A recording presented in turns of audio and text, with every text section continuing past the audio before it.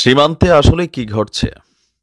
আমরা কি ভারতীয় মিডিয়াকে বিশ্বাস করব নাকি আমাদের দেশের গণমাধ্যমকে? তবে আপনার সিস্টেম বলছে আরকি। সিস্টেম বলতে যেটা বোঝাচ্ছি, যখন এই ধরনের ঘটনা ঘটে আর বিষয়টা যদি গোপনীয় হয়, তখন ওই দেশের মিডিয়া বিষয়টাকে হাইড করে। তবে আমি মনে করি ভারতীয় মিডিয়ার এই দাবিটা যদি সত্যি হয়ে থাকে, দেন আমি খুব খুশি হব। কারণ আমাদের কাছে যে এমন জিনিস আছে মাইরি, আমরা জানতামই না। সবিতা বৌদির নজরে পড়ছে ১ম এ। সকালবেলা গেছিল জঙ্গলের মধ্যে। আমাকে কেন? কয় এখনো টয়লেট করা হয় নাই। তো তোমার দাদা বলছে মাইরি জঙ্গলে কামরা ছেড়ে আসো। তো যেই গেলুম, আমি কই, তারপর? দেখলাম আকাশের মধ্যে কি যেন উড়ছে, মাইরি প্রাকৃতিক করবো নাকি আকাশের ওই জিনিস দেখবো। তো সবিতা বৌদি দৌড়ে গেছে বাড়ির মধ্যে, যা বলতেছে, শুনছো ওগো, শুনছো? তো বলতেছে কি? দেখো মাইরি আকাশে কি উড়ে। তো পরে দাদা বাইরে আসলো, এসে দেখে একটা ড্রোন। তাও কিসের ড্রোন? তুরস্কের সেই ড্রোন, যে ড্রোন দিয়া ইতিহাস তৈরি করছে অনেক যুদ্ধ। দর্শক, বাংলাদেশ নিয়ে চাঞ্চল্যকর অভিযোগ হচ্ছে ভারতের, যে সীমান্তে আমরা আহ আধুনিক যুদ্ধ কৌশলের অন্যতম একটা যুদ্ধাস্ত্র তুর্কি বাইরাক্তার TB2 এই নামক একটা অত্যাধুনিক প্রযুক্তির ড্রোন আমরা ভারতের সীমান্তে উড়াচ্ছি। ভারতের ম্যাক্সিমাম গণমাধ্যম, যাদেরকে বলা হয়ে থাকে গুজব মিডিয়া, তবে আজকে আমরা বিশ্বাস করতে চাই ভারতের এই খবরটা সত্য। বাট আমাদের বাংলাদেশ থেকে অলরেডি একটা কাউন্টার নিউজ চলে আসছে। আচ্ছা, ঘটনা হচ্ছে বাইরাক্টার TB2 ড্রোন ভারত সীমান্তে মোতায়েন করেছে বাংলাদেশ, যার উদ্দেশ্য নিয়ে ইতিমধ্যেই জোর চর্চা শুরু হয়েছে। দর্শক, আমরা যদি দেখি এটা সম্পর্কে, ভারতীয় মিডিয়া প্রথমে হচ্ছে কি আপনার বাইরাক্টার TB2 এর টোটালি একটা পোস্টমর্টেম রিপোর্ট আনছে আর কি, মানে এটা দিয়ে কি কি করা যায়। আর্মেনিয়া এবং আজারবাইজানের মধ্যে একটা যুদ্ধ হয়েছিল, যারা আমার নিয়মিত যুদ্ধ মানে নিউজগুলো দেখেন, নিশ্চয়ই আপনাদের খেয়াল থাকার কথা। তো যা ইতিহাসে নাগার্নো কারাবাখ যুদ্ধ নামে পরিচিত। আর্মেনিয়ার হাতে সেই আমলে ছিল রুশ T-20 ট্যাঙ্ক, ক্ষেপণাস্ত্র এবং রকেট। তা সত্ত্বেও আজারবাইজানের হাতে ছিল তুর্কির এই বাইরাক্টার TB2 ড্রোন, যা দিয়ে আপনার শত্রুপক্ষকে ছিন্ন ভিন্ন করেছিল সেই যুদ্ধে। আর সেই দুর্ধর্ষ চালকবিহীন ড্রোনে বাংলাদেশ মোতায়েন করেছে ভারত সীমান্তে। সন্দেহ দেখা দিয়েছে যে বাংলাদেশ কি ভারত দখল করতে চায়? ভারতীয় মিডিয়ার নিউজের সিস্টেম দেখছেন? মানে বুঝছে না, রিপোর্টার মনে নতুন। তো বলছে যে নয়াদিল্লির সঙ্গে সংঘাতের মধ্যে বাংলাদেশ এখন ভারতের বিরুদ্ধে বিপজ্জনক খেলা শুরু করেছে। তুরস্ক থেকে কেনা এই ড্রোন সীমান্তে মোতায়েন করেছে। তুরস্কের এই গুপ্তচর ড্রোন নজর রাখছে ভারতীয় সীমান্তে। আর এতে মাইরি বিপদে পড়েছে সবিতা বৌদিরা, এমনকি অনেক বৌদিরা যারা প্রাকৃতিক কম্য ওই জঙ্গলে শেষ করার জন্য যায়। আচ্ছা, বাংলাদেশের এই পদক্ষেপের পর ভারত সতর্ক হয়ে সীমান্তে নজরদারি বাড়িয়েছে। যদিও ভারতের মিডিয়ার একটা তথ্য কিন্তু সত্য, যদিও আমাদের দেশের মিডিয়া আবার এটা প্রচার করছে না, যে 35,000 সোলজার্স, 35,000 ভারতীয় সেনা তারা অতিরিক্ত মোতায়েন করছে বাংলাদেশের সাথে যে সীমান্তবর্তী বিভিন্ন গুরুত্বপূর্ণ পয়েন্টগুলো আছে। যদিও আমাদের মিডিয়া কিন্তু এটা নিয়ে নিউজ করে নাই। আমরা দেখছি আমাদের মিডিয়া বলছে যে সীমান্তে BSF এর উপস্থিতি বাড়িয়েছে আপনার কি বলা হয় যে ভারতের। এখন ইন্ডিয়া টুডের মতন একটা নামি দামি বা ইন্টারন্যাশনালি যাদের একটা প্রথিত যশা সংবাদপত্রই বলা হয়, তারা বলছে যে সেনাবাহিনী সীমান্তের কাছে বাইরাক্টার TB2 ড্রোন মোতায়েনের খবর নিশ্চিত করছে। মানে ভারতীয় সেনারা বলছে যে ইয়েস, বাংলাদেশ ডিড ইট। তুরস্কের TB2 ড্রোন গুপ্তচর বৃত্তির পাশাপাশি ছোটখাটো অভিযানও চালাতে সক্ষম। এই ড্রোনগুলি বাংলাদেশ সেনাবাহিনী গোয়েন্দা, নজরদারি এবং চরবৃত্তির জন্য পরিচালনা করে। ভারতের একেবারে কানের পাশে এই ধরনের উন্নত ড্রোন মোতায়েন করার কৌশলগত গুরুত্বকেও হালকাভাবে নিচ্ছে না নয়াদিল্লি। ভারতীয় নিরাপত্তা সংস্থাগুলো বাংলাদেশকে আপনার TB2 ড্রোন মোতায়েনের বিষয়ে সতর্ক করেছে এবং সর্বশেষ পরিস্থিতির দিকে নজর রাখছে। ভারতীয় বাহিনী পাল্টা হিসাবে ইসরায়েল থেকে কেনা হেরন টিপির মতন ড্রোন মোতায়েন করার কথা বিবেচনা করছে। এর পাশাপাশি বাংলাদেশি ড্রোন রোধী বিরোধী অভিযান, মানে ড্রোন দেখলে সেটাকে আকাশে পারাস করে দেবে, তো এরকম অভিযান জোরদার করারও বিকল্প ভাবছে। এখন বলা হচ্ছে যে ভারতের কাছে এই মুহূর্তে অবশ্যই ভারতের কাছে অনেক ধরনের মেশিনারিজ আছে, কিন্তু এই ঘটনা আসার পর আমাদের বাংলাদেশ কি বলছে? বাংলাদেশ দাবি করছে যে এই অভিযোগটা ভিত্তিহীন। প্যার কিয়া তো ডানা কিয়া সাহাব। হ্যাঁ, মানে আমি বুঝি না, বাংলাদেশ যদি অরিজিনালি মোতায়েন করে থাকে তো বলো, বাড়ি বাঙালি খুশি হবে যদি পয়সার সংকটে আমরা বিদেশ থেকে আরও কিছু পাঠাবো। এখন আমাদের বাংলাদেশ থেকে বিষয়টাকে গুজব এবং কি আমাদের প্রধান উপদেষ্টার যে প্রেস উইং আছে সেখান থেকে বলা হয়েছে যে বিষয়টা নিয়ে গুজব, বাংলাদেশ এরকম করায় নাই। যাও একটু মন টন ভালো হইতে নিছিল, তো বাংলাদেশের এই কাউন্টার নিউজ দেখা মনটাই খারাপ হয়ে গেল। তবে আমার ধারণা আর কি, আমি চাই আমার ধারণা সত্যি হোক, মাঝে মাঝে মুসলিম ভাইয়ের বউকে হইতে পারে, বুঝছো, সব কথা সামনে কখন যে না, হ্যাঁ, তো এরকম হইলেও হইতে পারে যে হয়তোবা ভারতের সাথে যে উত্তেজনাকর পরিস্থিতি গোপনে একটা চুকি দিয়ে চাইতে গেছিল আর কি, যে আসলে কি চলছে সীমান্তের ওই পারে, বাট হয়তোবা ভারতীয় মিডিয়ার নজরে পড়ছে বা সামো সেনাবাহিনীর নজরে পড়ছে, এরপর আমরা হয়তো কোথাও না কোথাও মানে বিষয়টা নিয়ে অস্বীকার করছি। বাট আমার মনে হয় যদি আমাদের কাছে না থাকে তাহলে ডক্টর ইউনূসের উচিত এরকম কি বলা হয় যে বাইরে একটা টিভি ট্যুর রুন, এরপরে যদি কোনো ভার্সন থাকে তুর্কির হাতে কিনেন, আপনি টাকা লাগলে প্রবাসীরা দিবে। টাকা যদি শর্ট হয় বাংলাদেশে, মনে হয় যে এরকম 2-4-5 হাজার ড্রোন ভারত সীমান্ত উড়ানোর জন্য $2-1 মিলিয়ন দরকার, আমরা দিয়া দেব ইনশাল্লাহ। খালি আওয়াজ দিবেন, বাট জিনিস চাই, লাগবে। চারিদিকে শত্রু, মিয়ানমার দেখেন টেকনাফের মধ্যে কাঁপায়, হ্যাঁ আমরা কই সমস্যা নাই, ভূমিকম্প প্রতিরোধী বিল্ডিং প্রযুক্তি দিয়ে আমরা বিল্ডিং তৈরি করছি, বাট এগুলো মেরুদণ্ডহীন একটা অবস্থান আমাদের। আমরা সবসময় সংযমের পথে হাঁটি, আমাদেরকে কিলাইলো আমরা বলি থাক, বুঝছে না, নতুন নতুন বলে আমরা কিন্তু সাইরা দিই। ওয়াজও কিন্তু এই লেভেলে বের হয় আমাদের দেশে, দেখছেন। কিন্তু এইভাবে যদি অলওয়েজ আমরা চলি, যে ধরেন আমাদের টেকনাফের মধ্যে মর্টার শেল আইসা পড়তেছে, ভারতের থেকে এইসব ঘটনা হচ্ছে, আর আমরা ভাবি যে না আমরা কারোর সাথে শত্রুতা না, আমরা সবার সাথে বন্ধুত্ব। তো আওয়ামী লীগ সরকার তো এটাই করছিল। আবার জামাত দেখেন ক্ষমতায় আসার আগে আওয়াজ দিতেছে না না আমরাও কারোর সাথে শত্রুতা না, সবার সাথে মিত্রতা। বিএনপিও একই সুরে গলায় কথা বলে।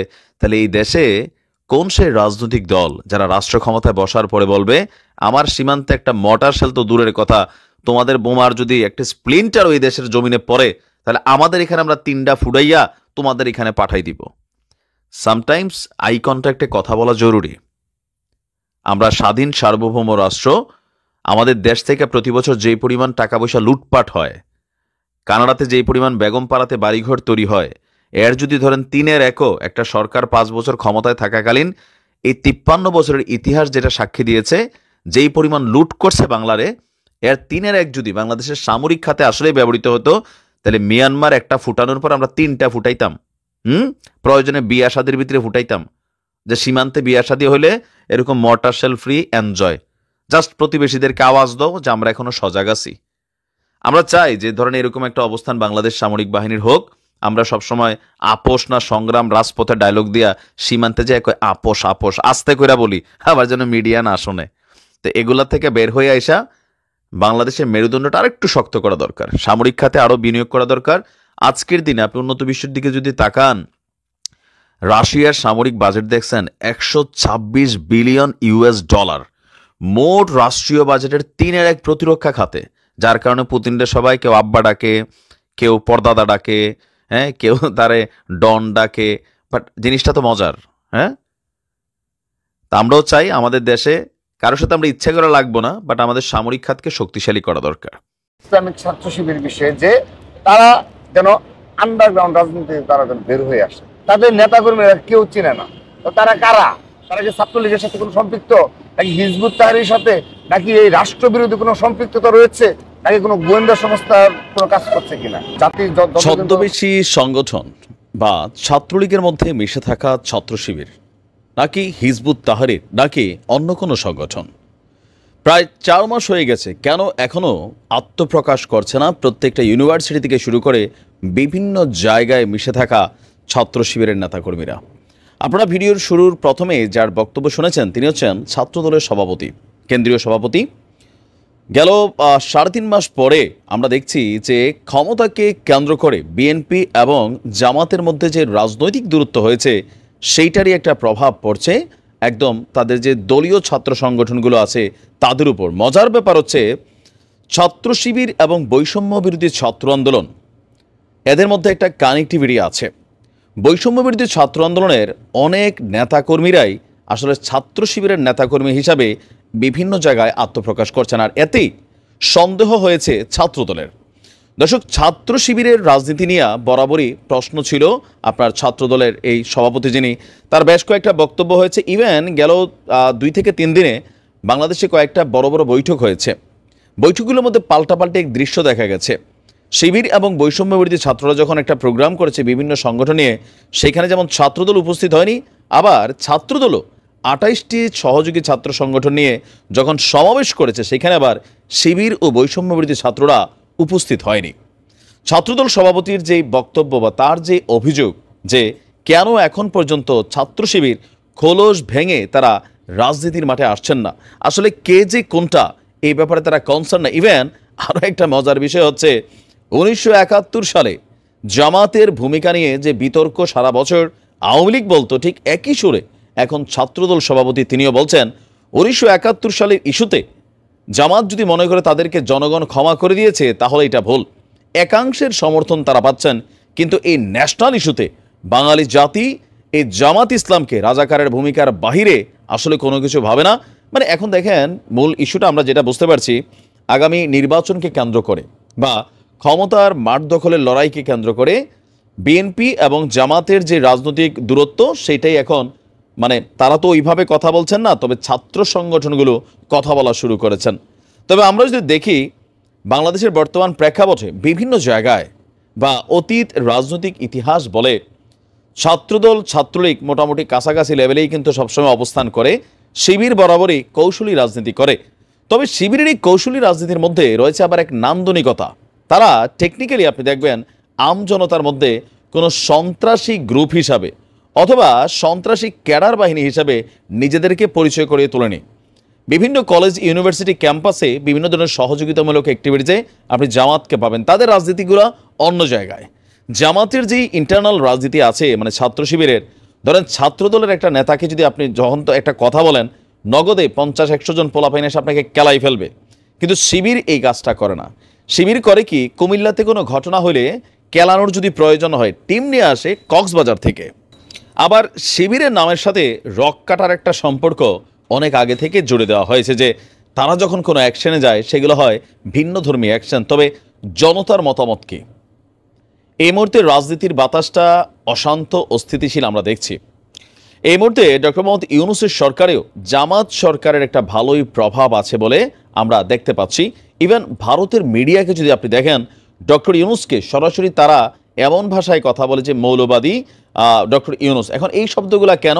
যে জামাত ইসলামের সাথে ডক্টর ইউনূসের যেই ভালোবাসার সম্পর্ক, সেইটা ভারত কিন্তু পজিটিভ নিচ্ছে না। ইভেন আপনারা জানেন ভারতের সাথে সম্পর্ক স্থাপন করার জন্য জামাত কিন্তু চেষ্টা করছে, ভারত কিন্তু সেখানে না করে দিয়েছে। যতটা বিএনপির সাথে ভারতের পজিটিভ সম্পর্ক, জামাতের বেলায় ঠিক ততটাই উল্টো চিন্তা ভারতেরও কিন্তু। তো সব কিছু মিলিয়ে এই মুহূর্তে শিবিরের আজকে গতকালকে দেখলাম নোয়াখালী ক্যাম্পাসের টিম আত্মপ্রকাশ করছে। তো আমারও মনে হয় যে আপনারা বিভিন্ন জায়গায় আর কত ছাত্রলীগের ব্যানারে তো অনেক ছিলেন বা আরও বিভিন্ন রকম অ্যাক্টিভিটিসে ছিলেন, এখন আস্তে আস্তে নিজেদের যারা দলীয় নেতাকর্মী তাদের পরিচয় করিয়ে দিন। ছাত্রদল সভাপতি এটাই বলছিল যে এরা যে কে কোনটা আমরা কেমনে বুঝবো, এরা কি হিজবুত তাহরীরের সাথে কানেক্টেড নাকি ছাত্রলীগের সাথে নাকি অন্য কোথাও এরা কানেক্টেড, আমরা তো ভাইদের নেতাকর্মীদেরকে চিনি না, তো কার সাথে বসে কথা বলবো? কয়েকজন স্পেশাল ক্যারেক্টার ছাড়া বাকিরা সামনে আসেনি। এখন আমরা যারা আমজনতা আছি বা জনগণ আছি, তারা আসলে কি ভাবছি? এই যে একদল অন্য দলের বিরুদ্ধে বক্তব্য দেওয়া, একদল অন্য দলকে কাউন্টার করে কথা বলা, ছাত্র শিবিরও যেমন আপনার আমরা যদি একটু দেখি তথ্যপাত্র সহ, তারাও কিন্তু পাল্টা কাউন্টার করছেন। যেমন ছাত্রদলের রাজনীতি আর ভারতের কূটনীতি একই রকম লাগছে বলে মন্তব্য করেছে বাংলাদেশ ইসলামী ছাত্র শিবিরের সাবেক সভাপতি রাজিবুর রহমান। তিনি তার ফেসবুক আইডিতে এক পোস্টে এই মন্তব্য করেছেন যে এই মুহূর্তে বিভিন্ন সভা সমাবেশে যখন দুই দলের মধ্যে দূরত্বগুলা চোখের সামনে আসছে, সব ছাত্র সংগঠনের সাথে আলোচনা সভার আয়োজন করেছিল শিবির। সেই সভায় অংশ নিয়েছিল 34টি সংগঠন, তবে ছাত্রদলও কয়েকটি দল সেখানে অংশগ্রহণ করেনি। উপস্থিত না থাকার কারণ জানতে চাইলে শিবিরের পক্ষ থেকে জানানো হয়েছিল তারা সবাইকে দাওয়াত দিয়েছিল, কিন্তু অনেকেই উপস্থিত হয়নি। তো সব কিছু মিলিয়ে আমরা দেখতে পাচ্ছি কথার যুদ্ধ চলছে এই মুহূর্তে শিবির এবং ছাত্রদলের মধ্যে। তা আপনি কি মনে করেন যে আগামী দিনের স্টুডেন্টদের মধ্যে যে পলিটিক্স চলছে, সেই পলিটিক্সে শিবিরকে মানুষ বেশি অ্যাকসেপ্ট করবে নাকি ছাত্রদলকে করবে? কারণ ছাত্রলীগ তো বদনাম হো গাই মুন্নি তেরেলিয়া।